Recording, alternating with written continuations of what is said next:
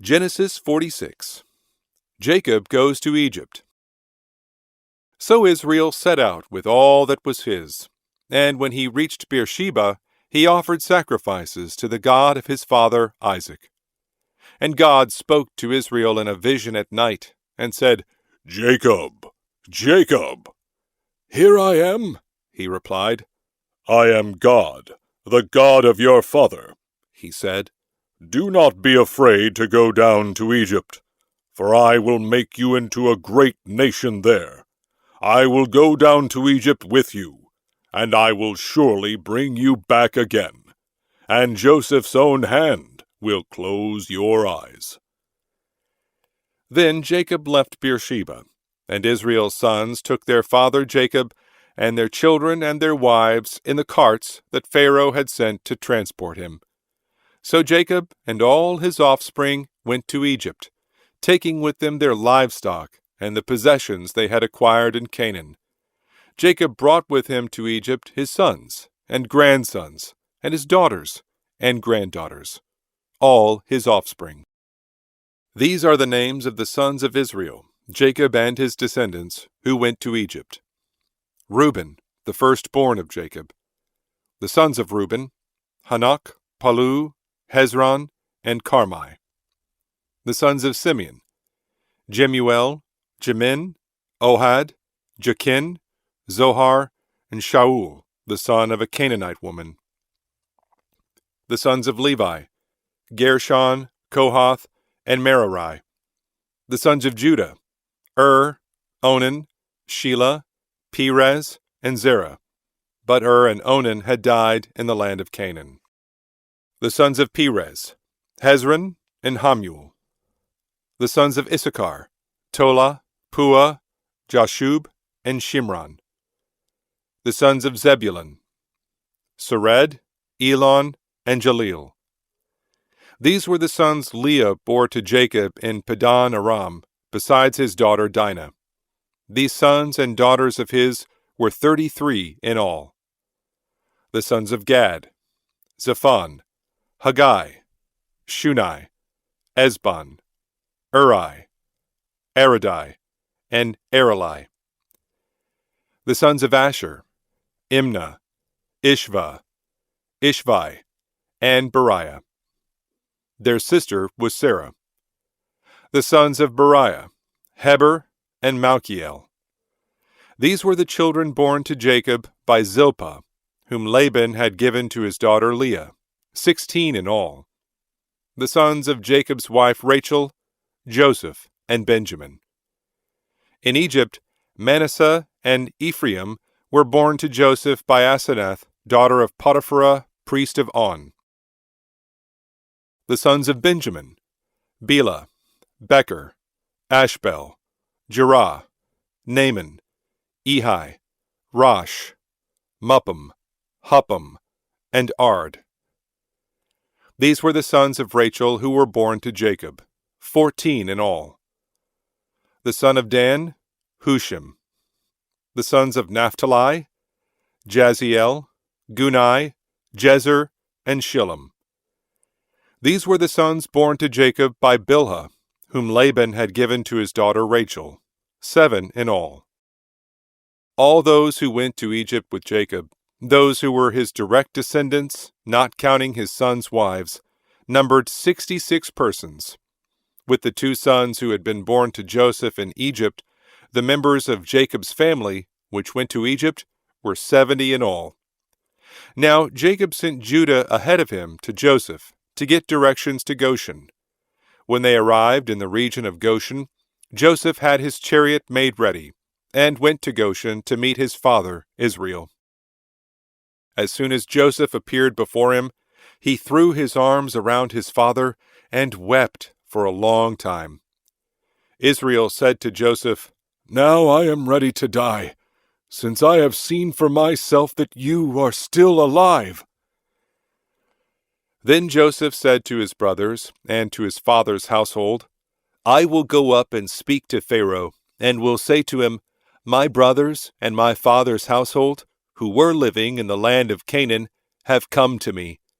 The men are shepherds, they tend livestock, and they have brought along their flocks and herds and everything they own.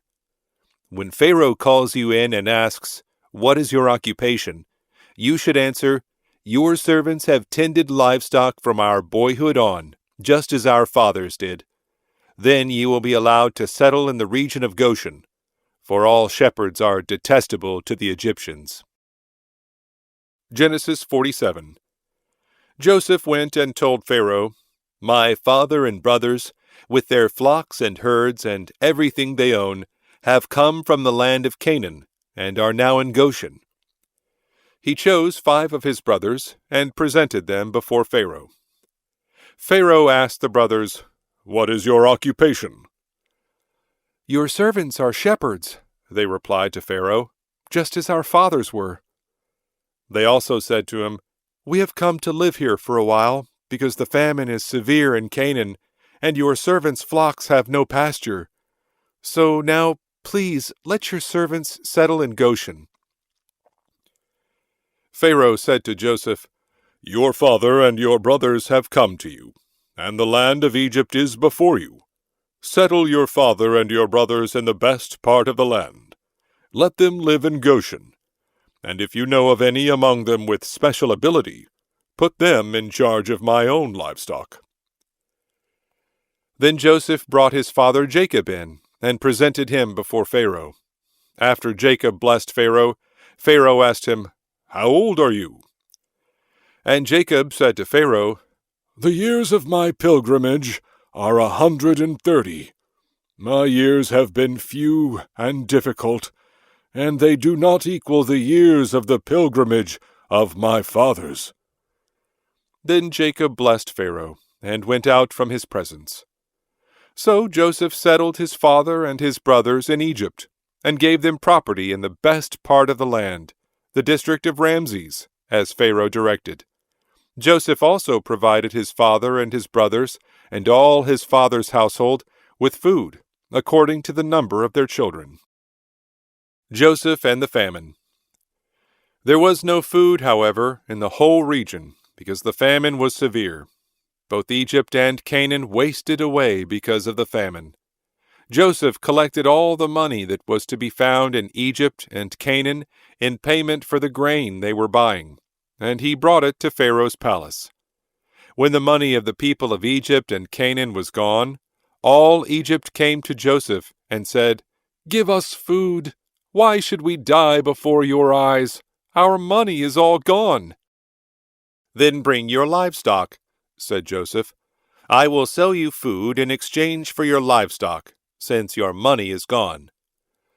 So they brought their livestock to Joseph, and he gave them food in exchange for their horses, their sheep and goats, their cattle and donkeys. And he brought them through that year with food in exchange for all their livestock. When that year was over, they came to him the following year, and said, "We cannot hide from our lord the fact that since our money is gone, and our livestock belongs to you, there is nothing left for our lord except our bodies and our land. Why should we perish before your eyes, we and our land as well? Buy us and our land in exchange for food, and we with our land will be in bondage to Pharaoh. Give us seed, so that we may live and not die, and that the land may not become desolate." So Joseph bought all the land in Egypt for Pharaoh. The Egyptians, one and all, sold their fields, because the famine was too severe for them. The land became Pharaoh's, and Joseph reduced the people to servitude, from one end of Egypt to the other. However, he did not buy the land of the priests, because they received a regular allotment from Pharaoh, and had food enough from the allotment Pharaoh gave them. That is why they did not sell their land. Joseph said to the people, "Now that I have bought you and your land today for Pharaoh, here is seed for you, so you can plant the ground. But when the crop comes in, give 1/5 of it to Pharaoh. The other 4/5 you may keep as seed for the fields, and as food for yourselves and your households and your children."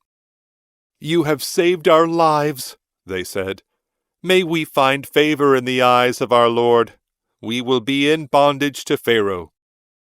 So Joseph established it as a law concerning land in Egypt, still in force today, that a fifth of the produce belongs to Pharaoh. It was only the land of the priests that did not become Pharaoh's. Now the Israelites settled in Egypt in the region of Goshen. They acquired property there and were fruitful and increased greatly in number.